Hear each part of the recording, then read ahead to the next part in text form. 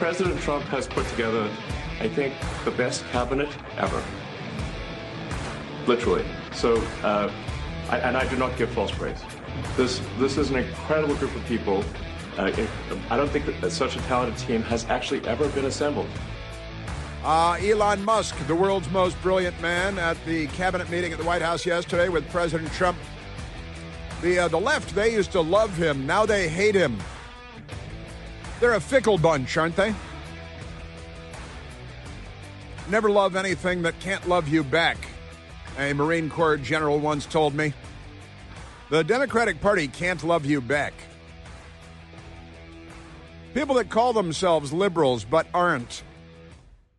I shared the story yesterday how in Washington, D.C., people that drive Teslas, there's a Tesla club, Tesla car owner club, and they used to be beloved by left-wing lunatics. Now they feel like they're in danger. They're getting threats just driving their cars around. One Democrat rented a Tesla truck and filled it with explosives and nail bombs and drove to the front entrance of the Trump Hotel in Las Vegas and blew himself up in the hope of killing a lot of other people. It was just a moron suicide attack, only killed himself. The nail bombs were supposed to, spread the nails around and kill a lot of people, but very sturdy shell on that vehicle, so it just blew up, on him and killed him. One less Democrat and another self-immolation. Remarkable. But Elon Musk, yesterday, good stuff, assembled the best cabinet ever, he said, and he's looking around. This is a guy who knows a thing or two about building organizations and making things happen. Elon Musk at the number 5 is next, right? And Elon Musk at the White House with the president, and he's dressed real casual, too. Well, we had one of our questions yesterday in the mailbag is who would win the best dressed contest, right? And who we were talking about, Volodymyr Zelensky in Ukraine, who always looks like he's here to unclog your drain.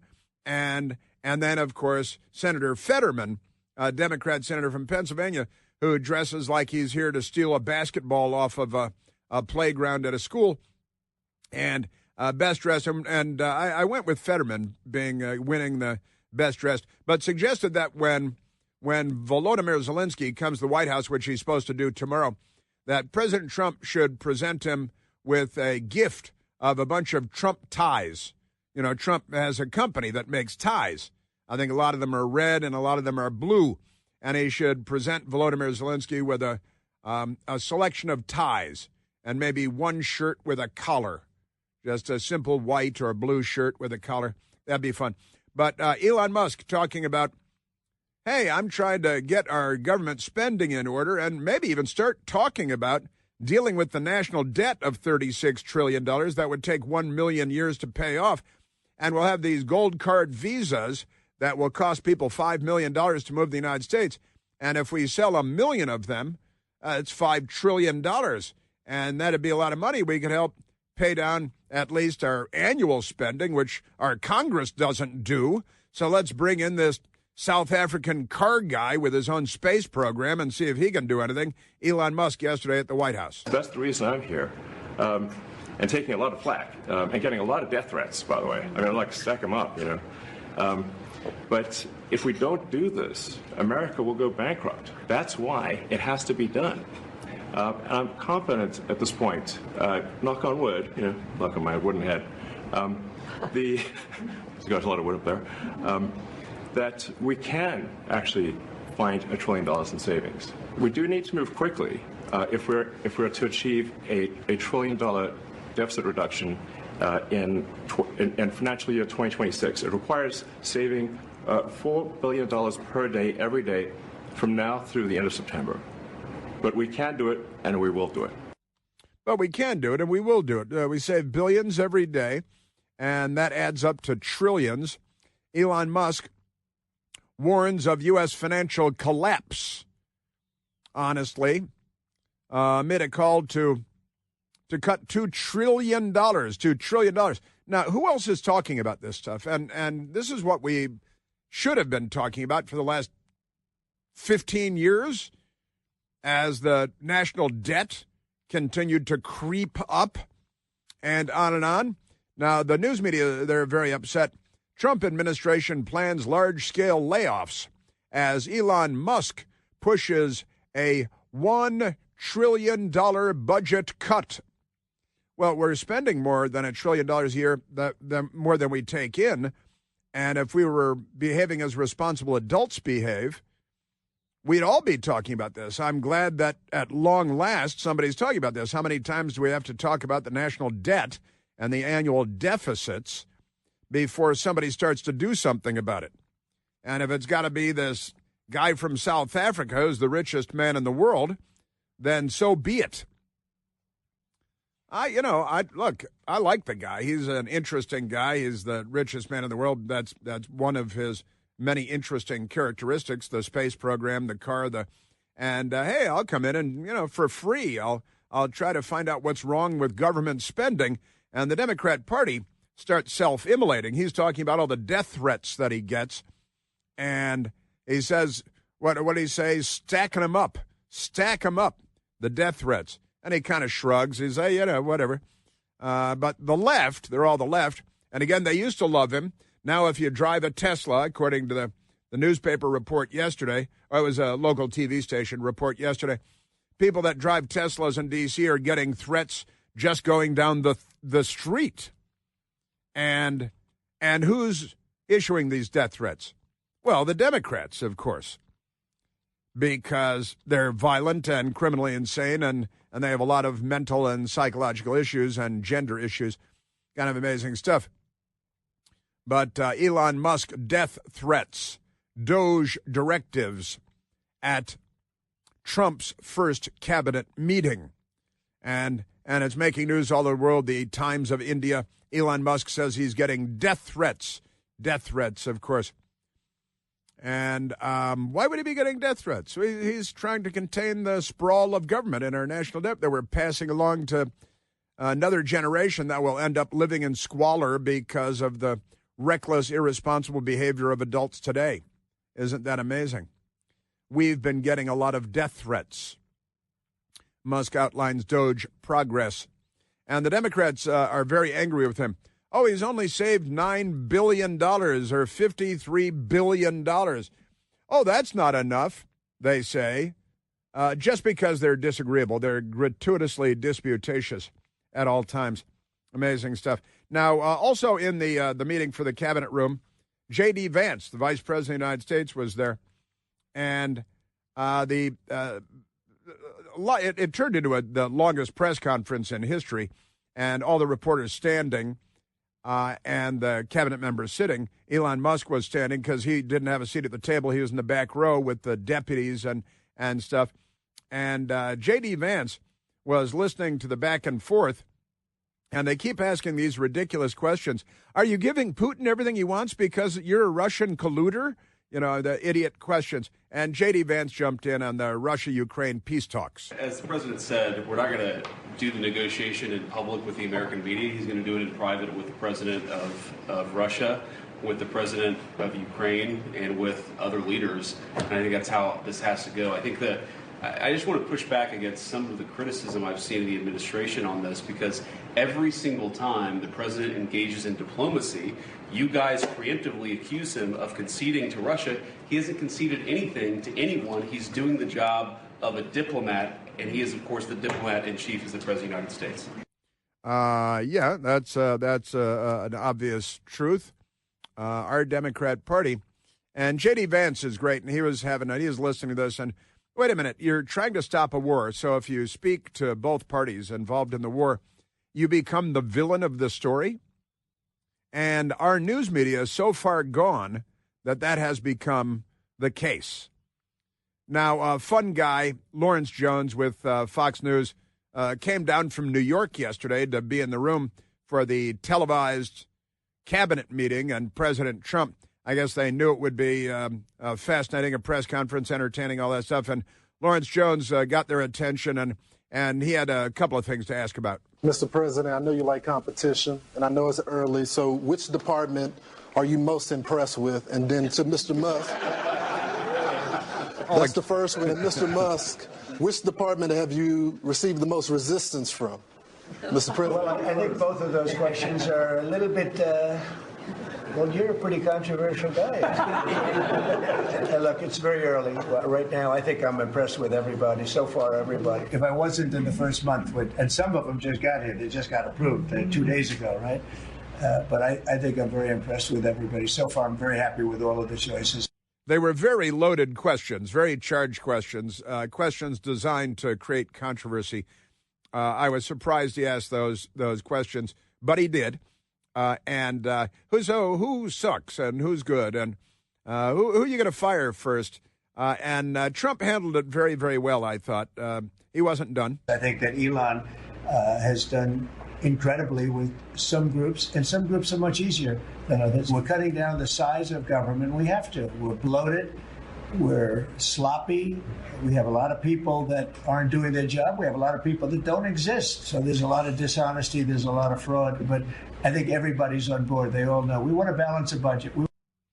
We want to balance a budget. Imagine that. That hasn't been done in decades. I think that'd be a wonderful idea. It would be fiscally responsible. It would be adult behavior. It would be kind of like Western civilization. Lawrence Jones jumped back in. Let's talk about Afghanistan and the bots withdrawal. Have all the generals or command staff that were involved with the withdrawal been fired or relieved of duty? Well, that's a great idea. I'm not going to tell this man what to do, but I will say that. If I had his place, I'd fire every single one of them, Pete. That's a very good question. That is a very good question. That's a lot of fun. I've got to say, we've got more on this, and my friend James Rosen from Newsmax was in there too. But I want to get to a couple of other things right now while we can, because the Democrats, they love to. You know what? I'm going to have to pause this, Hardy, because between CNN and and we got Tim Walls. I'm going to have to pause that from him because I need to spend more time on that. Let's go to James Rosen then. Let's go to soundbite number 10. My friend James Rosen from Newsmax, who wanted to ask President Trump about raising money by way of this gold card visa for $5 million per person. About the Trump gold card idea that you unveiled yesterday. I hope you like it. I await more information, but the question is, does this reflect a view on your part that the American immigration system has never been properly monetized as you feel it should be? Well, not so much monetized. It hasn't been properly run. Not so much monetized. It hasn't been properly run. And that's true, I think. You got this, EB-5 visa program that we've had for years and years, immigrant program. But this is different. James Rosen. Mr. President, you've been very clear in saying that as long as you're president, Iran will never get a nuclear weapon. That's true. Is it also your policy that as long as you're president, China will never take Taiwan by force? I never comment on that. I don't comment on anything because I don't want to ever put myself in that position. And if I said it, I certainly wouldn't be saying it to you. I'd be saying it to other people, maybe people around this table, and very specific people. Yeah, Rosen, working hard to get questions on the big stories. But Trump handled that quite perfectly, actually. I'm not going to negotiate the Russia-Ukraine peace with the press at a press conference in the White House. Good for President Trump. I'm not going to tell you what we're going to do with Taiwan and China during a press conference. That would be inappropriate. President Trump, much more grown-up president than he was 4 years ago, I think, for sure. He knows a lot more. He's seen a lot more and experienced a lot more. And he's a lot smoother when it comes to this stuff. What do you hear the crazy Democrats coming up on CNN? You know that this country was built on hard work, and whether you're standing long hours, part of your daily routine, running errands, chasing the kids, just doing your part to keep the world turning on our axis, you shouldn't have to deal with fatigue and foot pain and ankle pain and knee pain, and that's where G-Defy shoes come in. G-Defy shoes are built with patented VersaShock technology. And the Federal Trade Commission has authorized G-Defy shoes to tell you that these shoes actually help to relieve minor occasional pain associated with walking and running and standing for prolonged periods of time. G-Defy shoes help absorb harmful shock. They align your body, improve your biomechanics, and return energy with every step that you take. My best girl and I, we've each got pairs of G-Defy shoes. We hike around the city. I've told you they make your arches feel better when you're done hiking than they felt before you started hiking. And right now, you can get 50% off your order of $120 or more by texting Chris, C-H-R-I-S, to 91888. Or you can head to Al Gore's amazing internet at gdefy.com and use the code Chris. Right? The code Chris at 91888. The code Chris at gdefy.com to save 50%. With G-Defy's 60-day risk-free trial, you have nothing to lose. Message and data rates apply. Yes, sir. Yeah, when you hear the Democrats and the CNN, it's apocalyptic death cult stuff. That's coming up. Chris here with a list of things that none of us should trust. The Washington Post, the New York Times, anything on CNN. Here's a list of things that I do trust. The Washington Times. Support real journalism for just $1 a week at washingtontimes.com/Chris. All right, I've got a shotgun blast of Democrat crazy coming up for you. So you don't want to go anywhere. But right now, let's take a phone call. Let's go to Donna, calling from Frederick, Maryland. Donna, you're on the Chris Plant Show. Hi, Chris. When the Levee Breaks, one of my favorite songs. I think this is very interesting. You're such a heavy hitter, and you've been in this fight for a very long time. And I was like, I would personally donate money to you to trade places with James Rosen and go in there and rock'em sock'em to the left with one of your classic use the Alinsky rules against them questions. You got to learn your enemy's playbook. And, of course, Barack Obama and Hillary Clinton, both Saul Alinsky acolytes, right, followers, and Rules for Radicals. If you read Rules for Radicals, all you have to do is read the rules that they lay out. And you'll see the playbook is brought to the fore every day by the Democrats, isn't it, Donna? Absolutely. And if you use ridicule, that will be, you can't put a price on that. And it would be fun if we had a group of us MAL listeners just raise some money to do this, to get you in there, because you deserve to ask a question in that press pool. Well, clearly it would be more fun if I were asking questions in the press pool, as as great as James Rosen is, and all that good stuff. But yeah, I think it would be fun. We talked about it here. Talked about putting in for one of the White House press badge. I had a White House press badge for years to get in and out of the White House. I haven't had one for some time now, but it might be time to get a White House press badge and start showing up down there. That could be fun.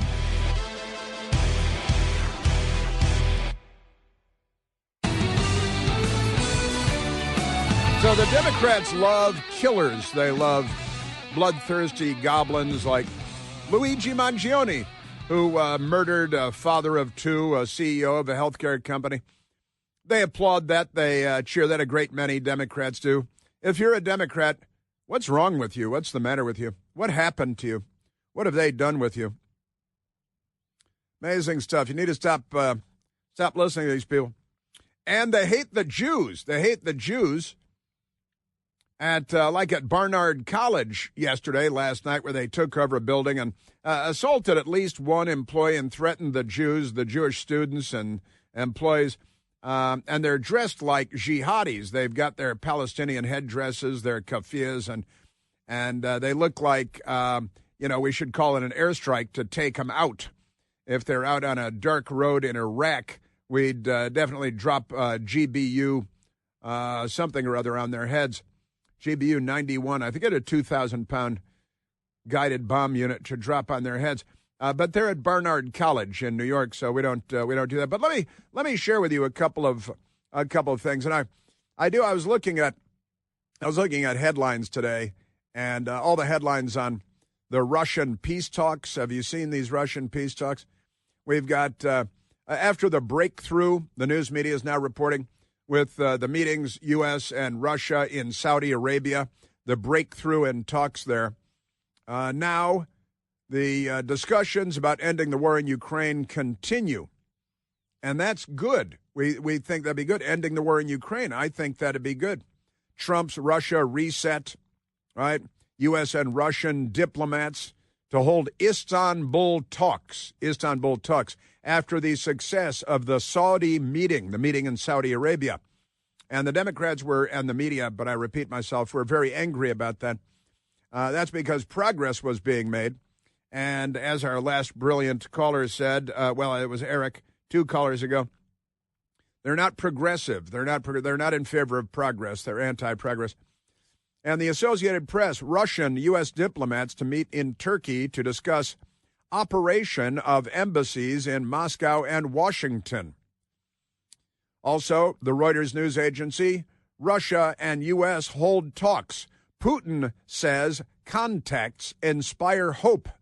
Putin is looking for hope. He's a crusty old commie killer, like they all are, by the way.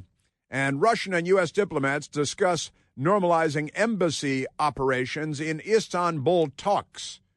And the Democrats will monkey wrench all of this. They'll try to blow up all of this. Now, in the meantime, Fred, we've got, again, the Democrats shouting down a woman elected as a delegate in the state of Maine because she's defending girls and women. So the white men, I think the lead white man might be an LGBTQ, at least the picture of him with the rainbow surgical mask might suggest that. And he's shouting down the woman who's standing up for girls in sports because they'll just ignore Title IX, which is law protecting women and girls in sports, and they'll roll right over the women. And so they've canceled the woman that stood up for girls in sports, an elected delegate in the state of Maine, right? And they have censured her. Now they've taken away her right to vote and her right to free speech because they're basically fascists when it comes to achieving their demented transgender goals. And the woman that stands up in defense of girls is crushed by the Democrats in charge of the state legislature in Maine. That should flip. That should roll over, should turn over to the Republicans, because the Democrat Party is a mental illness, honestly. The Democratic Party isn't. But that doesn't stop the lunatics at CNN and in our fake media for spreading all kinds of lunacy. And let me share with you what happened there yesterday at CNN, where they brought on a left-wing, naturally, college professor who doesn't like Republicans, I think it would be fair to say. And CNN, and they also had this guy on set who used to be at CNN. He used to be an MSDNC guy. He goes by Touré. His parents named him after a two-door coupe. It's with a Landau roof. Touré, they call him. But this is pretty amazing stuff. And at CNN, they're calling everybody on names because it's what they do. CNN yesterday, I want to share this bit with you because they love, again, as they shout down women, strip women of their rights to vote and their right to speak, as they invade Barnard College and shout down the Jews and threaten them. They assaulted one employee at Barnard College, and they're dressed like radical Islamic jihadi terrorists. They're dressed like Hamas. And then as they from the river to the sea, call for Israel to be wiped off the face of the earth, threaten, intimidate, and assault Jews in New York and in Los Angeles and beyond. And then they call everybody fascist and they call everybody Nazis. They use the words, but they don't know what they mean. They really just want to get a punch in the nose by going around using these terms. And they promote murder and murderers like Luigi Mangione. But yesterday on CNN, this is what it sounded like. I now use the hashtags Broken Times and Broken Post. The headlines in both papers, I think, are constantly off, constantly trying to soft pedal what's going on. Yeah. You're not going to like what I'm saying next. But we are in the middle of a totalitarian fascist coup in this country. Yes. And when we don't call it that, when we soft pedal it, when we don't have a real discussion about it. At least here I can say those words. We can have that discussion. But you will not see those words in the New York Times or the Washington Post. No, you won't see those words in the Washington Post or the New York Times. But that is, that's pretty amazing stuff. And they've got a college professor that they invited on to say that what we have, and what they're talking about is the Washington Post, where the owner, lifelong Democrat donor, centibillionaire Jeff Bezos, said yesterday that he wants his party to represent individual liberties and free markets. Therefore, he is an authoritarian coup. And you have Elon Musk at the White House. Therefore, it's an authoritarian fascist coup, right? This is what CNN is peddling to their dwindling number of viewers. It's absolutely appalling what they're doing. And Touré, who's a racist who gets hired, I think he makes, millions of dollars a year. Various foundations hire him. Rock and Roll Hall of Fame pays him. Well, why? Nobody knows. Amazing stuff. But we've got a ridiculous professor on CNN saying that what we have now in the United States is an authoritarian fascist coup. We are in the middle of a totalitarian fascist coup in this country. Totalitarian fascist coup in this country, because that's the message of the Democrats. And what is that based on? Because you guys are terrorizing the Jews at Barnard College again. You guys are terrorizing, attacking, assaulting Jews in New York and Los Angeles and beyond, chanting from the river to the sea, dressing like radical Islamic jihadis with your Palestinian keffiyeh on your head, the black and white tablecloth that the terrorists like to wear. Isn't that amazing? And that's CNN and what they're. What's the name of this rectal aperture again? Jeffries, Jeff Jarvis. I'm sorry, the professor, Jeff Jarvis. Isn't that amazing? And that's what at CNN passes for journalism and for intelligent conversation.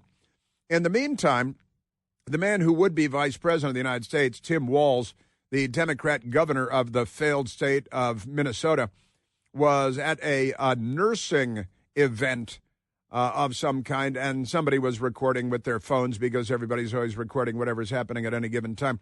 And Tim Walz has the same thing going on. You see the nonsense that's being put forward on that. We're going to need your voice there, because I would just end with this. I see the pundits on TV. What's wrong with the Democratic Party? What's wrong is our country's being stole by fascists and Nazis, and we're trying to do all we can to try and do that. Now, these fascist Nazis that they're talking about are people that want to get our spending in order, right? And recognize that the size of the government is way too big. And therefore the Democrats label you as a Nazi, as a fascist, as an authoritarian.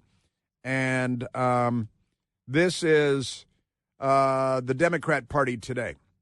And again, no sense of irony, as I like to point out, because let's go to Barnard College now, because at Barnard College, the Democrat fascists were terrorizing the Jews and using all kinds of anti-Semitic slurs while they took over a building at Barnard College in New York.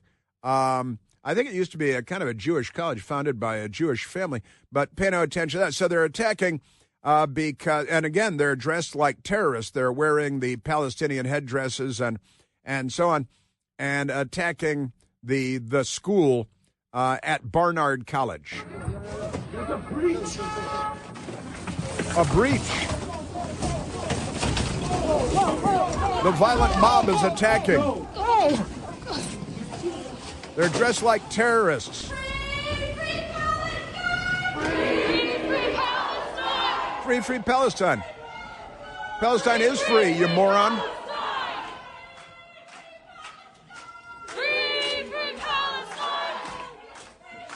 CNN calls them pro-Palestinian student protesters.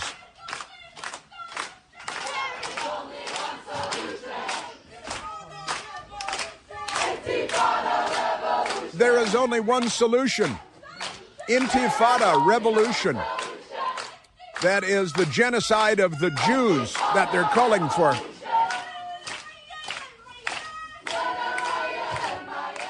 Now, weren't you guys just calling everybody Nazis and fascists and the totalitarian coup, and then your students that you're raising at Barnard College, pro-Palestinian student protesters, CNN types on behalf of the genocidal anti-Semites, clash with Barnard College staff during what they call a sit-in to protest student expulsions expulsions. The students have been expulsioned.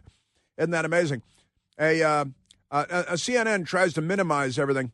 A small group, you can hear them, a violent mob dressed like terrorists, of pro-Palestinian student demonstrators occupied a building at Barnard College's Manhattan campus Wednesday, clashing with staff and sending one employee to the hospital because they're a violent mob, aren't they? They're asking if the dean can go to the bathroom.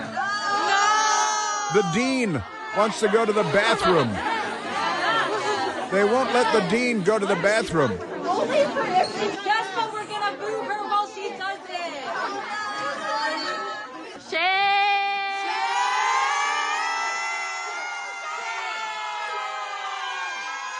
Nearly 100 students from Barnard College and Columbia University, it's a subset of Columbia University where Barack Obama went to school.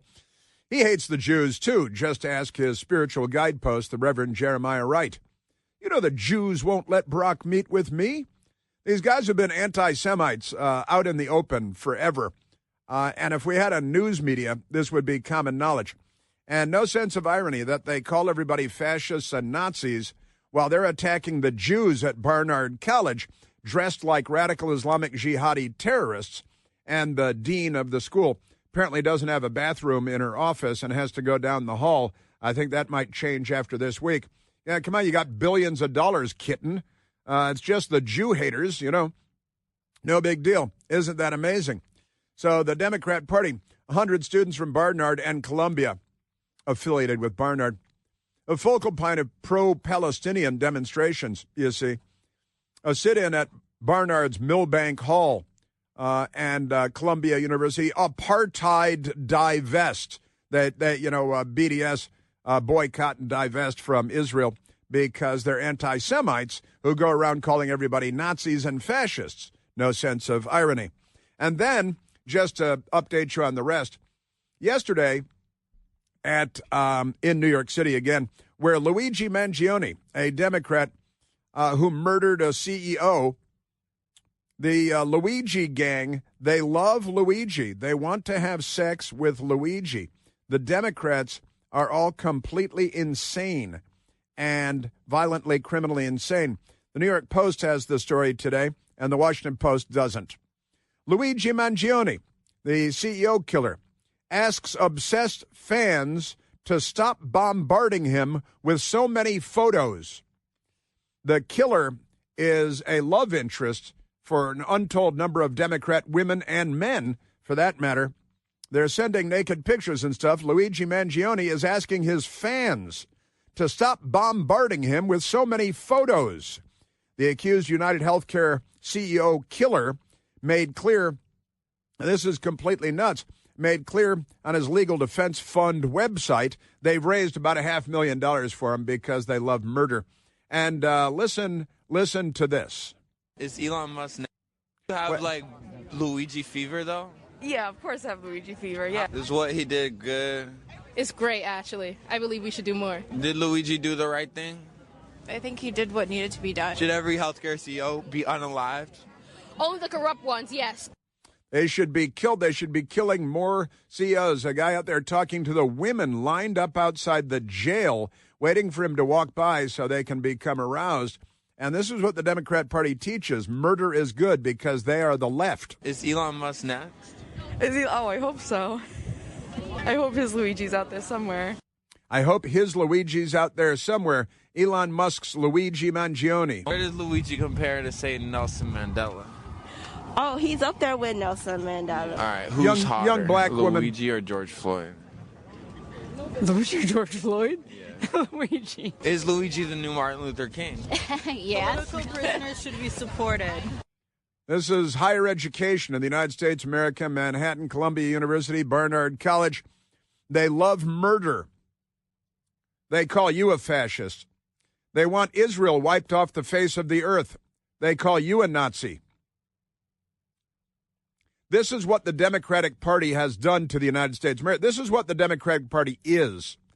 And if they're looking for fascists, if they're looking for Nazis, if they're looking for threats to our constitutional republic, they need look no further than the reflection in the puddle of water that they stand in.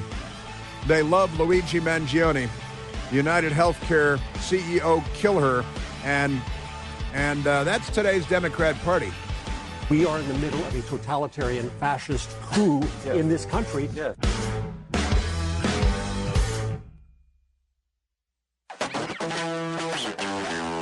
Well, the Democrats, they love Luigi Mangione. They hate the Jews and Israel. They call you a fascist and a Nazi while they're dressing like Hamas and calling for anti-Semites at Barnard College to be reinstated. They love anti-Semitism. They're anti-American. They're anti-capitalist. And listen to this great story, News Nation. A high school graduate suing Connecticut, a city in Connecticut, says she graduated from high school with honors, and after she graduated with honors, she went to the school board and said, I can't read or write. She can't read and she can't write. The Hartford Public School graduate with honors taking legal action against the city and the Board of Education. One of her special education teachers in Connecticut, Alicia Ortiz, claims that she asked for educational resources to support her for years, but that help never came, and said she graduated with honors without being able to read or write. And so now she's suing, and that's your Democrat Party. That's your Democrat. Honestly, that's they got a woman elected to the State House in Maine who wanted to stand up for girls in sports because a young man won the girls pole vaulting contest, and the Democrats shut her down. They censured her, stripped her of her right to vote and her right to speak at the legislature. We have people lining. Oh, by the way, the Democrats have raised money. They've got a fundraiser for Luigi Mangione, who they love. They've raised more than $626,000 for Luigi Mangione. Women are lined up outside. They want to date him. That's a euphemism. The Democrat Party. They are taking over buildings in Barnard College because they hate Jews and they call you a Nazi.